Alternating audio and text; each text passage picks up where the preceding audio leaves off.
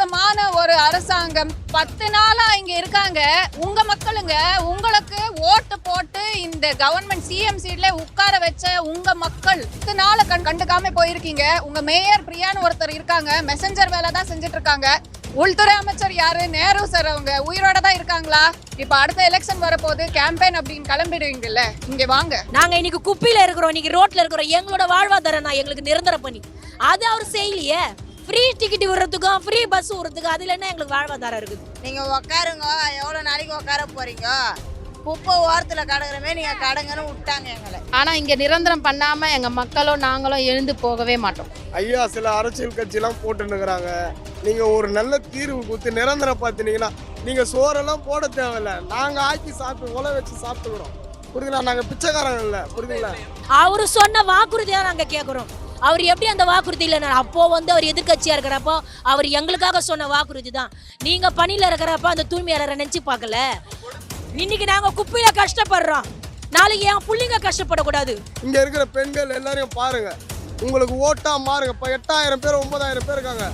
9000 பேர் 8000 பேர்ல 8000 குடும்பங்கள், 8000 9000 குடும்பங்கள். கொரோனால ஒரு வீட்டுல போய் குப்பை எடுத்துன்னு வரோம். கை குலசு இருக்காது, மாஸ்க் இருக்காது.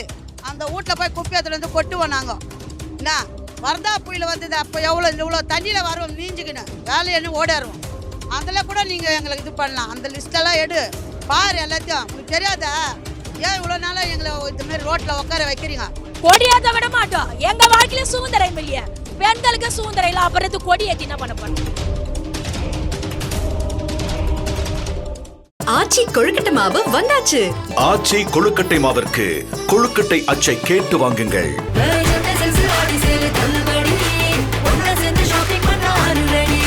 சென்னை சில்க்ஸின் ஆஹா ஓஹோ ஆடி சேல் 50% வரை தள்ளுபடி. குமுதம் நேயர்களுக்கு வணக்கம். இன்னைக்கு நாம எங்க இருக்கோம் அப்படின்னா சென்னை மாநகராட்சியினுடைய அலுவலகம் ரிப்பன் மாளிகை முன்பு தான் நம்ம இருக்கோம். இங்க பார்த்தோம் அப்படின்னா கடந்த 1ஆம் தேதியிலிருந்து ஆகஸ்ட் 1ஆம் தேதியிலிருந்து இன்று 11வது நாளாக தூய்மை பணியாளர்களுடைய போராட்டம் இரவு பகலாக தொடர்ந்து நடைபெற்றுக் கொண்டிருக்கிறது. அவருடைய கோரிக்கை என்னவென்றால் உங்களுக்கு எல்லாம் பலருக்கும் தெரிந்திருக்கும், பணி நிரந்தரம் குறித்து தான் அவர்களுடைய போராட்டம் இருக்கிறது. ஏனென்றால் சென்னையில் உள்ள இருக்கக்கூடிய 2 மண்டலங்கள், குறிப்பாக திருவிக நகர், ராயபுரம் 2 மண்டலங்களிலும் தனியார் வசம் இந்த பணியை ஒப்படைத்தது இவர்களுக்கு கோபத்தை ஏற்படுத்தியிருக்கிறது. தொடர்ந்து இவர்கள் அந்த போராட்டத்தை நடத்தி கொண்டிருக்கிறார்கள். அரசு தரப்பிலிருந்து பேச்சுவார்த்தை நடத்தியும் அது தோல்வியில் முடிந்ததாகவும் சொல்கிறார்கள். இந்த போராட்டத்தில் யாரெல்லாம் கலந்து கொண்டிருக்கிறார்கள், அவருடைய கோரிக்கை என்ன, அவருடைய போராட்டம் என்னவாக இருக்கிறது என்பதை நாம் அவர்களிடையே நேரடியாக கேட்டு தெரிந்து கொள்ளலாம். வாருங்கள். அரசாங்கத்துக்கிட்டையும் முதலமைச்சர் சிஎம் கிட்டையும் ஒரே ஒரு வார்த்தை தான் சொல்லணும். ஒரு பயணமும் இல்லை. 10 நாளா இங்க இருக்காங்க. உங்க மக்களுங்க உங்களுக்கு ஓட்டு போட்டு இந்த கவர்மெண்ட் சிஎம் சீட்ல உட்கார வச்ச உங்க மக்கள் 10 நாளா வெயில் காத்து மழை பார்க்காம இங்க உட்கார்ந்துருக்காங்க. சாப்பாடு இல்ல, தண்ணி இல்ல, பாத்ரூம் போற வசதி கூட இல்லாம இத்தனை லேடிஸ் அப்படியே பாருங்க, எத்தனை பேர் இருக்காங்க பாருங்க. 8000 குடும்பங்கள் பாதிக்கப்படுறாங்க. அவங்களோட வாழ்வாதாரமே இல்லாத ஒரு நிலைமைக்கு தள்ளப்பட்டிருக்காங்க. எதனால? நீங்க உங்க கவர்மெண்ட் பாலிசி மாத்த முடியாது. கவர்மெண்ட் பாலிசியில இது இல்ல, பிரைவேட்ல நீங்க போய் வேலை செய்யுங்க அப்படின்னு சொல்றதுனாலதான். ஏன் அவங்க பண்ணோம்? நீங்க கொடுத்த வாக்குறுதி என்ன? 5 வருஷம் முன்னாடி சார் நீங்க என்ன சொன்னீங்க? பணி நிரந்தரம் ஆக்குறேன்னு சொன்னீங்களா? அதை நம்பிதான் இவ்வளோ 15 ஆண்டுகளா அவங்க உழைச்சு இப்போ நீங்க பர்மனன்ட் ஜாப் ஆக்குறீங்கன்ற ஒரு நம்பிக்கையில இங்க உட்கார்ந்தா 10 நாள் கண்டுக்காம போயிருக்கீங்க. உங்க மேயர் பிரியான்னு ஒருத்தர் இருக்காங்க, மெசஞ்சர் வேலை தான் செஞ்சுட்டு இருக்காங்க. பிரஸ்ஸுக்கு ஒப்படைக்கிறாங்க, கொடுத்த ஸ்கிரிப்ட் அப்படியே டெலிவர் பண்றாங்களே தவிர பிரச்சனை என்ன, இந்த பிரச்சனைக்கு தீர்வு என்னன்றது சொன்னாங்களா, கொடுத்தாங்களா? உள்துறை அமைச்சர் யாரு? நேரு சார். அவங்க உயிரோட தான் இருக்காங்களா? தெரியலையே. அப்படி இவ்வளோ கேவலமான, இவ்வளோ மோசமான ஒரு அரசாங்கம். இதை சொல்லாம வேற வழி இல்லை எங்களுக்கு. கருணை கொலை செஞ்சிருங்க அப்படின்னு சொல்றாங்க. அந்த நிலைமைக்கு இத்தனை லேடிஸ், இத்தனை பெண்களை நீங்க தள்ளிருக்கீங்க அப்படின்னா இதுக்கப்புறம் நீங்க எது செஞ்சாலும் என்ன, செய்யலன்னு என்ன? இப்ப அடுத்த எலெக்ஷன் வரப்போது, கேம்பெயின் அப்படின்னு கிளம்பிடுவீங்கல்ல, இங்க வாங்க. என்ன பிரச்சனைன்னு கேளுங்க, அதுக்கப்புறம் அடுத்த வேலைன்னு பாருங்க. இவங்க வைக்கிற கோரிக்கைகள் 2 தான். பணி நிரந்தரம் ஆக்குறேன்னு சொன்னீங்களே, ஏன் இன்னும் பண்ணாம இருக்கீங்க? உங்க வாக்கு நீங்களே இன்னும் காப்பாத்தல. நேரம் முடிஞ்சுது, 5 வருஷம் முடிய போகுது. உங்க வாக்கு நீங்களே காப்பாத்தலைன்னா உங்களை எப்படி இன்னும் நம்பி நம்ம உட்கார்ந்து இருக்க முடியும்? ரெண்டாவது, பிரைவேட்ல வேலை செஞ்சிருக்காங்க, இவ்வளோ வருஷம் பிரைவேட்ல வேலை செஞ்சிருக்காங்க, 25,000 கிட்ட மாச சம்பளம் வாங்கியிருந்தாங்க, அது கூட ஓரளவுக்கு ஓகே. இப்போ புதுசா வேற ஏஜென்சிக்கு போங்க, 15,000 தான் கொடுக்குறோம்னு சொல்லி 10,000 கட் பண்ணி எப்படி அவங்க வந்து வாழ்க்கையை ஓட்ட முடியும்? எப்படி அவங்க வாழ்வாதாரத்துக்கு வழி என்ன? இது 2 கோரிக்கை தான். பர்மனெண்ட் ஆக்குங்க, அவங்களுக்கு முன்னாடி வந்த சம்பளத்தை அப்படியே வந்து மெயின்டைன் பண்ணுங்க, அதாவது பண்ணுங்க. இதுதான் இவங்களோட கோரிக்கை. இந்த 2 கோரிக்கைகளையும் உங்களால நிறைவேற முடியல அப்படின்னா இதுக்கப்புறம் எதுவுமே நீங்க பேசாதீங்க. இதுக்கப்புறம் தயவு செஞ்சு எந்த வாக்குறுதியும் கொடுக்காதீங்க, ஓட்டும் கேட்காதீங்க.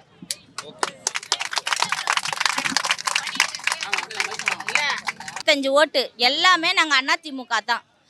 ஆனால் இந்த தடவை எலெக்ஷன் அப்போ இவருக்கு தான் நாங்கள் போட்டோம், சூரியன் ஸ்டான்லிக்கு தான் போட்டோம். ஏன்னா நான் இதில் வேலை செய்கிறேன், எங்கள் அக்கா வேலை செய்யுது, எங்கள் தங்கச்சி வேலை செய்கிறா, இன்னொரு அக்கா இதில் தான் வேலை செய்யுது. அதனால இவருக்கு ஓட்டு போட்டால் நம்மளுக்கு நிரந்தர பணி கொடுப்பேன்னு சொல்கிறாரு, வாக்குறுதி கொடுத்தாரு.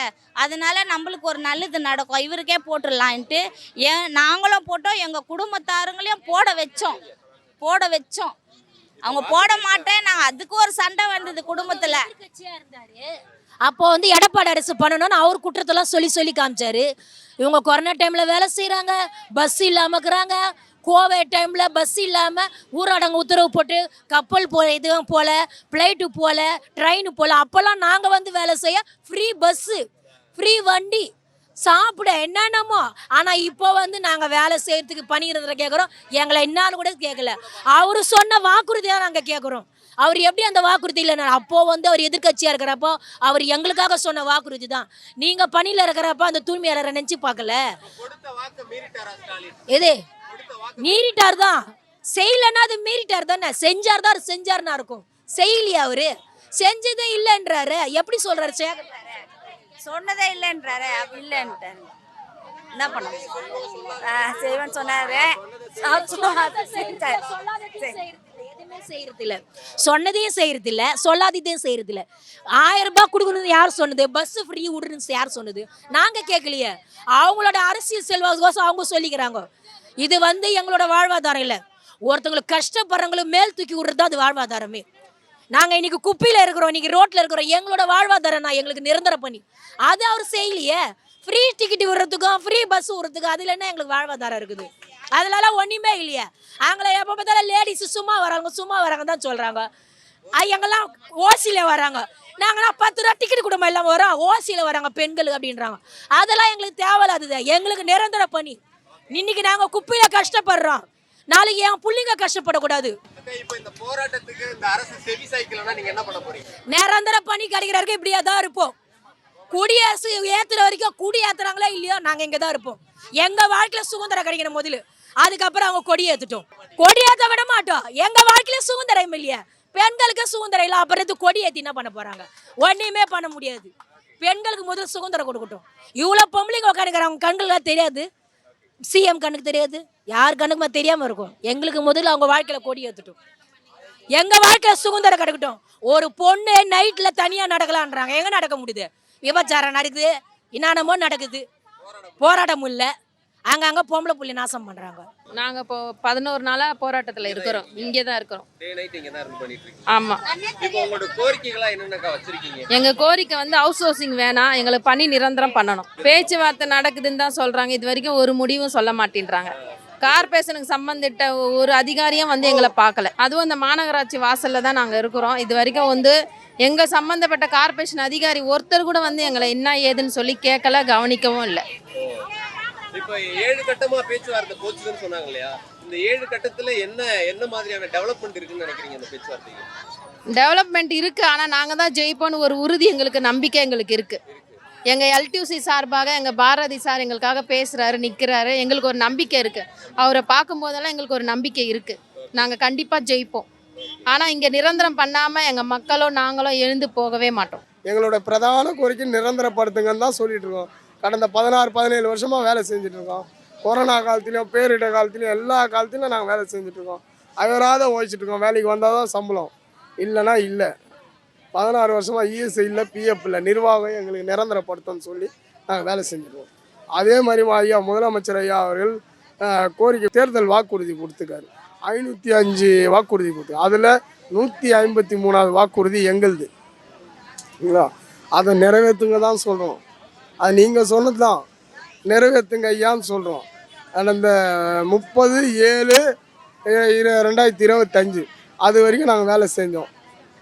1/8/2025 வேலை இல்லை, வெளியே போங்கன்னு சொல்லிட்டாங்க. ஆமாம், அந்த 1ஆம் தேதியிலேருந்து இது வரைக்கும் இங்கே தான் இருக்கோம், இரவும் பகலும் பாராமல். நிர்வாகத்திலேருந்து நல்ல பதில் வரும், முதலமைச்சர் ஐயா கிட்டேருந்து நல்ல ஒரு இதெல்லாம் அறிக்கை வரும், எங்கள் மனசெல்லாம் வயிறுலாம் குழுங்கோன்னு நினச்சின்னு இருக்கும். இது வரைக்கும் எதுவும் இல்லை. இந்த போராட்டமும் தொடர்ந்துட்டு இருக்குது. எங்கள் சங்க நிர்வாகிகளும் பேச்சுவார்த்தை போயிட்டுருக்குது. அமைச்சர் KN நேரு அவர் உள்ளாட்சித்துறை அமைச்சர், அவர் தான் பேசணும். அவர் மட்டும்தான் இந்த நிர்வாகத்துக்கு சீர்திருத்தமும் அவர் மட்டும்தான், வேறு யாரும் பேசல. ஆமாம், மதிப்பு இருக்க மேயரும் ஆணையரும் அமைச்சரும் அவங்க 3 பேர் தான் முதலமைச்சர்கிட்ட தகவல் சொல்ல முடியும். இல்லை, நம்ம திருமாவளவன் ஐயா வந்தார், நைட்டு 12 மணிக்கு வந்தார். அவர் எங்ககிட்ட கோரிக்கை வச்சு நாளைக்கு காலையில் நான் முதலமைச்சர்கிட்ட பேசுகிறேன்னு சொன்னார். பேச உடனே மறுநாள் KN நேரு வந்தார், ஒரு அமைச்சரவை மீட்டிங் போட்டு அது தோல்வி ஆயிடுச்சு, போயிட்டார். இது வரைக்கும் 4 நாள் 5 நாள் ஆகுது, இது வரைக்கும் மேயர் வரவே, உள்ளாட்சித்துறை அமைச்சர் வரவே இல்லை KN நேரு. இது வரைக்கும்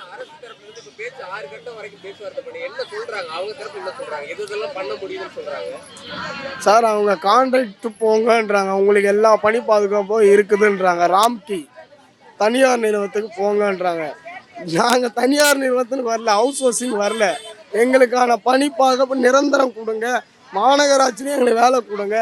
17-18 வயசு முக்கால்வாசி ஆயிடுச்சு, புரியுதுங்களா? பெண்களும் பாருங்கள், வயதானவங்க பாருங்கள், எல்லாம் நம்ம கணவர்மாரெலாம் குடிக்கிறவங்க, கணவர் கைவிடப்பட்டவங்க, நிறைய பெண்கள். நாங்கள் 10% தான் இருக்கோம். எங்கள் வேலையை எங்கள் உரிமையை கொடுங்கன்றோம். நாங்கள் உங்கள் பதவி கேட்கல, MLA சீட்டு கொடுங்க, MP சீட்டுக்குள்ள கவுன்சில் கேட்கல, எங்களுக்கான வேலையை நிரந்தரப்படுத்துங்கன்னு தான் கேட்க. பிரதான கோரிக்கை அதுதான். 16-17 வருஷமாக வேலை செஞ்சுருக்கேன் ஐயா. மாண்புமிகு மாநகராட்சியில் உள்நாட்டு சதி நடந்துட்டு இருக்குது, அது என்னன்னு தெரில. எங்கள் அமைச்சர், உள்ளாட்சித்துறை அமைச்சர், அவர் மட்டும்தான் எங்களுக்கு பதில் சொல்லணும். சரிங்களா, நிர்வாகத்தில் மதிப்புக்குரிய மேயர் அவர், சென்னை மாநகராட்சி வளர்ச்சி குழுமம் திட்டம், அந்த CMD அந்த நிர்வாகத்தை மட்டும் பார்த்துக்க சொல்லணும். சரிங்களா, எங்களுடைய யார், நாங்கள் இங்கே சென்சிட்டிவான விஷயம்னா பதில் சொல்லணும், அவர் தான் பதில் சொல்லணும். இல்லை, அவங்க 2 பேர் தான் பேசிகிட்டு இருக்கிறாங்க. நம்ம நம்ம சங்கத்தை கூப்பிட்டு பேசிகிட்டு இருக்கிறாங்க. பேச்சுவார்த்தைன்றாங்க, போகிறாங்க, ஒரு 10 நிமிஷத்தில் வராங்க. பேப்பரு டிவி பார்த்தா 3 மணி நேரம் இழுபறி அப்படி இப்படின்றாங்க. ஐயா, சில அரசியல் கட்சியெல்லாம் போட்டுன்னுக்குறாங்க. நீங்கள் ஒரு நல்ல தீர்வு கொடுத்து நிரந்தரம் பார்த்துனீங்கன்னா, நீங்கள் சோறெல்லாம் போட தேவையில்ல, நாங்கள் ஆக்கி சாப்பிட்டு உலை வச்சு சாப்பிட்டுக்கிறோம். புரியுதுங்களா, நாங்கள் பிச்சைக்காரங்க இல்லை, புரியுதுங்களா? மண்டலம் 5, மண்டலம் 6, புரியுதுங்களா? 1950 பேர் இருக்கிறோம். ஆமாம், நீங்கள் வேணால் கணக்கு பண்ணிக்கோங்க, புரியுதுங்களா? தவறான தகவல்லாம் கொடுத்துட்ருக்குறாங்க. நம்ம டிவிஷன் ஆஃபீஸில் இங்கேருந்து போய் சேர்ந்த மாதிரி, அங்கெல்லாம் அந்த மாதிரிலாம் சேரல, வெளியாட்கள் தான் மனு கொடுத்துட்டு சேர்றாங்க. இதெல்லாம் போராட்ட காலத்தில் இருந்தோம், இந்த வேலை செஞ்சுருக்கோம், தூய்மை பண்ணலாம், இங்கேயே தான் இருக்காங்க. நான் வேணால் ப்ரூஃப் தான். ராயபுரம். ஆமாம் ஆமாம். அதுதான் சார் சொல்கிறேன், இங்கே போராட்ட களத்தில் இருக்கிற 1950 பேர் இருக்காங்க இங்கே, புரியுதுங்களா? அவங்கள வெளியாட்கள் எடுத்துகிட்டு வந்து கணக்கு காட்டுறாங்க, புரியுதுங்களா? இங்கே போராட்ட காலத்துலேருந்து வேலை செய்கிறாங்கன்னு சொல்கிறாங்க.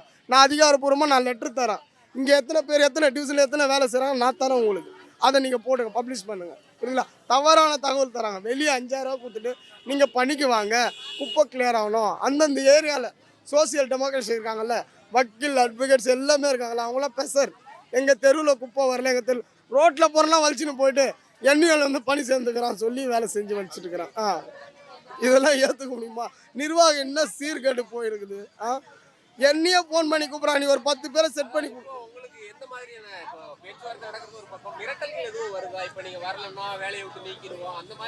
அந்த மிரட்டல்லாம் வந்துட்டு தான் இருக்குது. நாங்கள் எதுக்கும் பயப்படுறது இல்லை. இங்கே கரெக்டான பதிலும் சந்தோஷமான பதிலும் குத்திங்கன்னா நாங்கள் வெளியே போய் வேலை சேர்த்து தனியாக இருக்கோம். நீங்கள் எந்த போலீஸ் தடியடி என்ன வேணால் நடத்து ஐயா. பணி நிரந்தரம் ஒரே ஒரு கோரிக்கை, பிரதான கோரிக்கை மாண்புமிகு முதலமைச்சர் அவர்களுக்கு வைக்கிறோம். சரிங்களா, இங்கே இருக்கிற பெண்கள் எல்லாரையும் பாருங்கள், உங்களுக்கு ஓட்டாக மாறுங்க. இப்போ 8000 பேர் 9000 பேர் இருக்காங்க. 9000 பேர் 8000 பேர் இல்லை, 8000 குடும்பங்கள் 8000 9000 குடும்பங்கள் நான் உங்களை வாழ்த்துவாங்க வணங்குவாங்க. புரியுதுங்களா? இதை தான் நான் பிரதான கோரிக்கையாக வச்சு எங்களுக்கு பணி நிரந்தரம் கொடுங்க. நீங்கள் உக்காருங்க, எவ்வளோ நாளைக்கு உட்கார போகிறீங்க? குப்பை ஓரத்தில் கடக்கிறமே நீங்கள் கடங்கன்னு விட்டாங்க எங்களை. அதை தான் நினைக்கிறாங்க. குப்பை ஆள்றவங்களால என்ன பண்ண முடியும்? அவங்க போனால் கான்ட்ராக்டில் போட்டோம் இல்லை உக்காந்து பார்த்துட்டு வீட்டுக்கு போட்டோன்னு நினைக்கிறாங்க.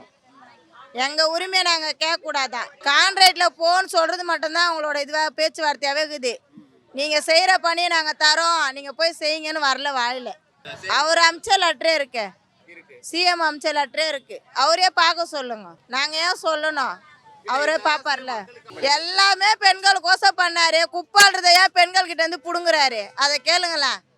எல்லாமே பெண்களுக்கு செய்கிறீங்க, 1000 ரூபாய் கொடுக்குறீங்க, எல்லாம் செய்கிறீங்க. பெண்கள்கிட்ட தொழிலை ஏன் பிடுங்குறீங்க? எங்களுக்கு சோறு போடுற தெய்வத்தை ஏன் பிடுங்குறீங்க? எங்களுக்கு வேற எதுவுமே வேணாம். 1000 ரூபாய் வேணாம், எங்களுக்கு 1000 ரூபாய் வேணாம். ஃப்ரீ டிக்கெட்டே வேணாம் எங்களோட. ஆமாம், வேலை கொடுத்தா எங்களுக்கு போதும்ன்றாங்க. நாங்கள் தான் சொல்கிறோம், நாங்கள் படிக்காதல்ல, அதெல்லாம் எங்களுக்கு முட்டாளாக்கலான்னு பார்க்குறாங்க. தாத்தா செய்துட்டு போனாரு, அது போல நம்மளுக்கு இந்த ஐயா வந்தால் நம்மளுக்கு நல்லதை பண்ணுவார், நம்ம நல்லா இருப்போன்ற ஒரு நம்பிக்கையில் தான் நாங்கள் எல்லாமே செய்தோம். நாங்கள் மட்டும் ஓட்டு போடல, நாங்கள் ஒருத்தர் வேலை செய்கிறோன்னா நாங்கள் ஒருத்தர் மட்டும் போடல. எங்கள் வீட்டில் 10 பேர் இருக்கிறாங்கன்னா அந்த 10 பேரும் அந்த இதுக்கு தான் போடணும், இதுக்கு போட்டேன்னா நாங்கள் நல்லா இருப்போம், அப்போ தான் உழைச்சி நாங்கள் உங்களுக்கு சோறு போட முடியும், அப்படி சொல்லி தான் நாங்கள் இந்த வேலைக்கே வந்து சேர்ந்து அந்த ஓட்டை நாங்கள் போட்டுதே. இன்னைக்கு இப்படி இருக்குதுன்னா என்ன செய்யறதுன்னு ஒன்றுமே புரியல. ஒருத்தர் மன உளைச்சல் இருக்கிறோம். கொரோனாவே பார்த்தோம், வெயில் மழை பார்க்க மாட்டோமா? புயல் காற்றே பார்த்தோம், புயல் காற்றெல்லாம் பார்த்தா நாங்கள் வேலை செஞ்சுருப்போமா? வெயிலில் சுருங்கிடுவோம், மழையில் கரைஞ்சிருவோன்னு பார்த்தா நாங்கள் வேலை செஞ்சோம். எல்லாம் கட்சிக்காரர் வராங்க, இந்த ஒரு கட்சி இல்லாத எல்லா கட்சிக்காரர் வராங்க. நம்ம முக ஸ்டாலின்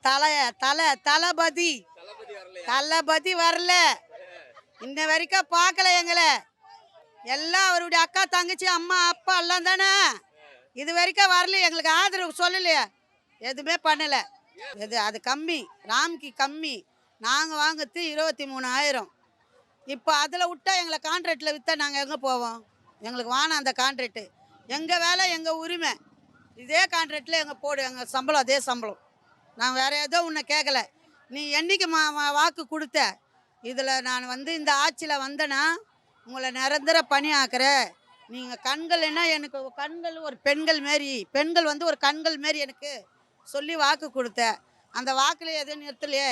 இப்போ நீங்கள் கேட்குறீங்க 1000 ரூபாய் கொடுக்குறாரு என்ன குறைன்னு, பஸ்ஸில் ஃப்ரீயாக போகிறீங்க என்ன குறைன்னு கேட்குறேன். பஸ்ஸுக்கார அதுக்கு முன்னே நாங்கள் காசு கொடுத்து டிக்கெட்டு வாங்கினா கையை கட்டலாம் நிற்போம். இப்போ நிற்க மாட்டா கைதிகளை உங்களுக்கு ஃப்ரீயாக எங்கே ஏற்றுறது? ஏன்னா எங்களை விட்டு போகிறான், கொஞ்சம் தூரம் தள்ளி அப்பா 2வது ஸ்டாப்பில் நான் நிறுத்துகிறான். அதான் ஆம்பளை என்ன செய்கிறாங்க பஸ்ஸு உள்ள, அவங்க என்ன கேட்குறாங்க? போ சும்மா தானே வர, நீனா கத்துறேன்னு கேட்குறேன். எங்கள் சீட்டு விட மாட்டானுங்க. அது யார் உங்களை கேட்டுது? நீங்களே ஃப்ரீயாக குத்திங்க, கேஸுக்கு 1000 ரூபாய் குத்திங்க, மகளிர் 1000 ரூபாய் போட்டிங்க. அது கேஸ் வாங்குகிறோம், அது உங்களுக்கு தானே சேருது, அரசாங்கம் தானே போய் சேருது. அதுமாரி 1 கிலோ அரிசி எவ்வளோ? 100 ரூபாய். இப்போ தக்காளி எவ்வளோ? 80 ரூபாய் 70 ரூபாய். இதுமாரி எங்களுக்கு சம்பளம் குறைவாக பண்ணால் நாங்கள் எந்த வாழ்வோம்? கொரோனாவில் ஒரு வீட்டில் போய் குப்பை எடுத்துன்னு வரோம், கை குலஸ் இருக்காது, மாஸ்க் இருக்காது. அந்த வீட்டில் போய் குப்பை எடுத்துன்னு கொட்டுவோம். நாங்கள் என்ன வரதா புயல் வந்தது, அப்போ இவ்வளோ தண்ணியில் வருவோம், நீஞ்சிக்கின்னு வேலையன்னு ஓடாருவோம். அதில் கூட நீங்கள் எங்களுக்கு இது பண்ணலாம். அந்த லிஸ்ட்டெல்லாம் எடு பாரு, எல்லாத்தையும். உங்களுக்கு தெரியாதா? ஏன் இவ்வளோ நாளாக எங்களை இதுமாரி ரோட்டில் உட்கார வைக்கிறீங்க? எங்களுக்கு குழந்தை இல்லையா, குட்டி இல்லையா? இந்த மாதம் சம்பளம் வாங்கிட்டோம், அடுத்த மாதம் எங்களுக்கு சம்பளமே இல்லையே. வாடகை என்ன கொடுப்பாங்க, கரண்ட் பில் என்ன கட்டுவாங்க, வயிற்றுக்கு என்ன சாப்பிடுங்க, பிள்ளைங்க பீஸுக்கு எப்படி கட்டுவாங்க? ஜனங்க எவ்வளோ பேர் புருஷன் இல்லாதே இருக்கிறாங்க, புருஷன் கை விட்டவங்களும் இருக்கிறாங்க, புருஷன் இருந்தால் புரோஜனம் இல்லாத இருக்கிறாங்க. எங்கள் மாரி புருஷன் இல்லை, எங்களுக்கு புரோஜனமே இல்லை. இதை வச்சு தான் நாங்கள் இந்த சம்பாதனை வச்சு தான் எங்கள் வயிற்றை கழுவுறோம், சாப்பிட்றோம், ஒரு நல்லதை கட்டுது. என்ன இதுவே நீங்கள் எங்களை வெளியே தத்திட்டா நாங்கள் எங்கே போவோம்? நீங்கள் சேர்ந்தா கான்ட்ராக்டில் இதில் சேருங்க, இதில்னா விடுங்கன்றாங்க. நாங்கள் எங்கே போவோம்? எங்களுக்கு அந்த வேணாம், கான்ட்ராக்டே வேணாம், நிரந்தர பணி ஆக்கு, நிரந்தரம் எங்களுக்கு பணி ஆக்கணும். அதான் வணக்கம். இப்போ தொடர்ந்து 11வது நாளாக இரவு பகலாக இந்த சென்னை தூய்மை பணியாளர்கள் போராட்டத்தில் ஈடுபட்டு கொண்டிருக்கிறார்கள். அவருடைய கோரிக்கை என்ன அப்படின்றது அவர்கள்ட்ட நாம நேரடியாக கேட்டு தெரிஞ்சுக்கிட்டோம். அவங்களுடைய மன ஆதங்கத்தையும் போராட்டத்தினுடைய கோரிக்கைகளையும் நம்மள்கிட்ட பகிர்ந்துக்கிட்டாங்க. குறிப்பாக அவருடைய ஒரே ஒரு கோரிக்கை என்னவாக இருக்கிறது என்றால் பணி நிரந்தரம் செய்ய வேண்டும் என்பதுதான் அவருடைய ஒற்றை கோரிக்கையாக இருக்கிறது. அதைத் தொடர்ந்து அவர்கள் தனியார் வசம் இந்த பணியை ஒப்படைக்க கூடாது என்பதும் அவருடைய கோரிக்கையாக இருக்கிறது. அதை தாண்டி அரசு தரப்பிலிருந்தோ ஆளும் தரப்பிலிருந்தோ யாரும் தங்களை வந்து சந்திக்கவில்லை என்பதும் அவருடைய பெரும் வருத்தமாகவும் கோபமாகவும் இருக்கிறது. தொடர்ந்து தங்களுடைய போராட்டம் தொடரும் என்று தெரிவித்த அவர்கள் தங்களுடைய பணி நிரந்தரம் வரும் என்ற அந்த கோரிக்கை நிறைவேறும் வரை தங்களுடைய போராட்டம் தொடர்ந்து நடைபெறும் என்று ஆணித்தரமாக அவர்கள் தெரிவித்ததை நாம் பார்த்தோம். தொடர்ந்து இது போன்ற செய்திகளை தெரிந்து கொள்ள குமுதம் நியூஸ் 24/7 இணைந்திருங்கள்.